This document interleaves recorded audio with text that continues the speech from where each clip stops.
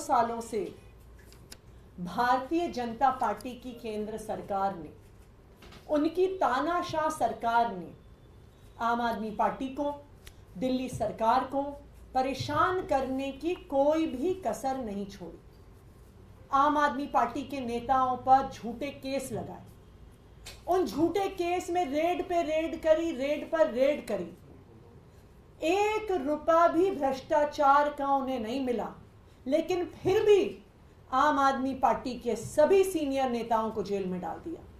मनीष सिसोदिया जी को गिरफ्तार किया, सत्येंद्र जैन जी को गिरफ्तार किया, संजय सिंह जी को गिरफ्तार किया, दिल्ली के लोकप्रिय मुख्यमंत्री अरविंद केजरीवाल जी को गिरफ्तार किया।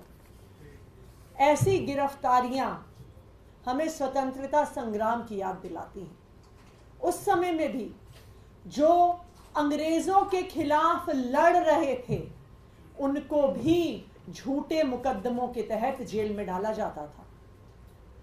जवाहरलाल नेहरू जी जेल में रहे, लाला लाजपत राय जी जेल में रहे, महात्मा गांधी जेल में रहे। हर तानाशाह अपने विरोधियों को, अपने विपक्षियों को चुप करने के लिए जेल में डालने की कोशिश करता है। भारतीय जनता पार्टी ने सोचा था कि अपनी इस तानाशाही से आम आदमी पार्टी को तोड़ देंगे, दबा देंगे, लेकिन उनकी हर संभव कोशिश के बाद भी आम आदमी पार्टी दबी नहीं, आम आदमी पार्टी टूटी नहीं। और आखिरकार मनीष सिसोदिया जी के जेल में 17 महीने होने के बाद भी जीत आखिरकार सच्चाई की हुई और सुप्रीम कोर्ट के आदेश से मनीष सिसोदिया जी बाहर आए। आज इस सच्चाई की जीत के उपलक्ष्य में आम आदमी पार्टी एक कैंपेन सत्यमेव जयते का डीपी कैंपेन शुरू कर रही है। आज से आम आदमी पार्टी के सभी सोशल मीडिया हैंडल्स पर, चाहे वो ट्विटर पे हो, चाहे वो फेसबुक पे हो, चाहे वो व्हाट्सएप पे हो, सत्यमेव जयते के डीपी कैंपेन की शुरुआत हो रही है।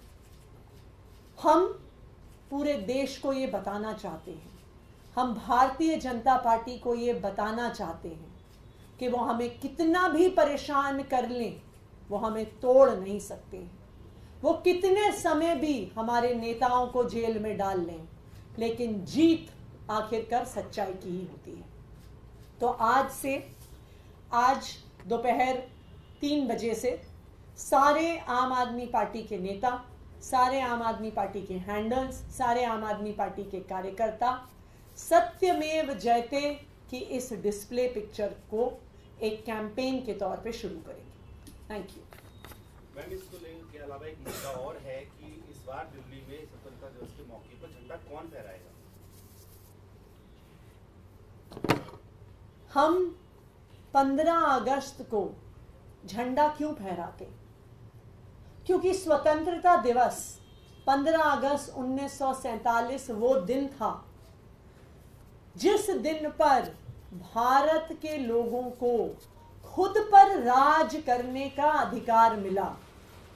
15 अगस्त 1947 से पहले भारत में अंग्रेजों का राज होता था।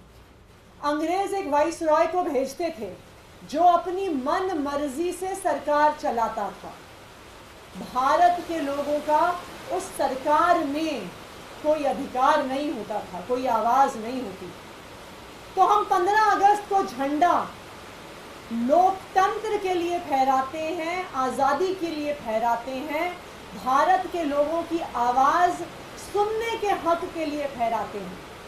लेकिन आज एक चुनी हुई सरकार के झंडा फहराने के अधिकार को छीना जा रहा है।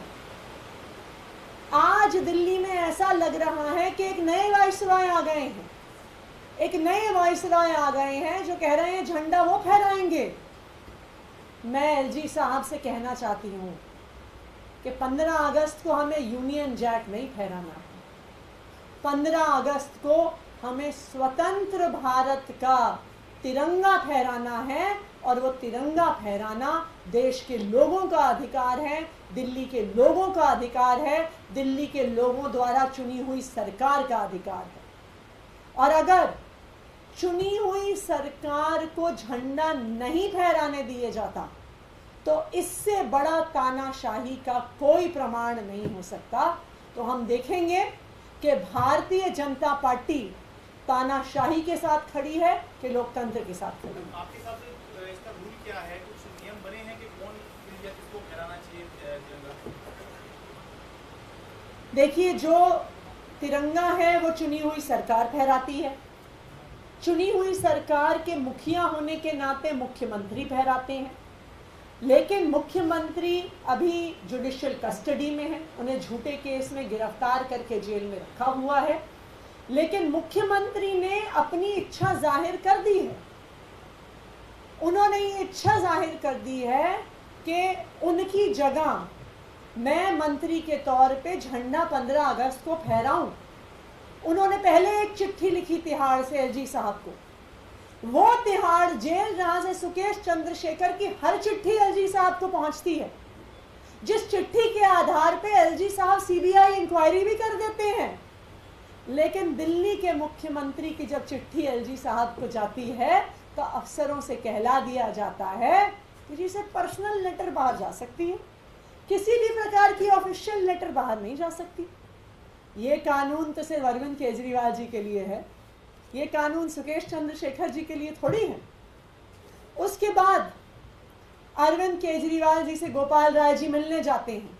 गोपाल राय जी जीएडी मंत्री के बतौर आदेश देते हैं जीएडी विभाग को कि मुख्यमंत्री जी की इच्छा है कि उनकी जगह मैं एज मंत्री झंडा फहराऊं। उसके जवाब में भी अफसरों से कहलवाया जाता है कि नहीं, हम इस आदेश को नहीं मानते। तो ये क्या है? ये अंग्रेजों के राज की तरह एक नए भारतीय वाइसरॉय साहब दिल्ली की जनता की इच्छा के खिलाफ, दिल्ली की जनता की चुनी हुई सरकार की इच्छा के खिलाफ जो सरकार चलाने की कोशिश कर रहे हैं, जो एक चुनी हुई सरकार के झंडा फहराने के अधिकार को छीनने की कोशिश कर रहे हैं, इस सब से तानाशाही की बू आती है। मैम, लेकिन